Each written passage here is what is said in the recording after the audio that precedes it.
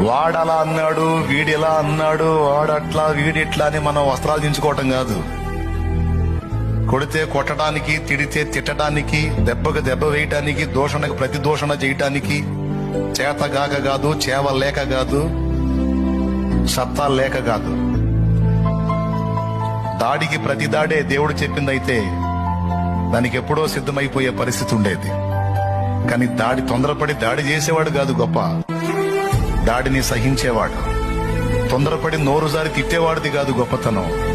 ఆ దూషణను కూడా పూర్ణమైన ఓర్పుతో సహించి భరించి తట్టుకొని నిలబడతాడు. వాడు ఘనుడు, వాడుది గొప్ప. నోరు జారటానికి ఏం కావాలి? ఆవేశం చాలు. కానీ జారిన మాటను తట్టుకోవటానికి ఓర్పు, సహనం అనే సత్క్రియలు కావాలి.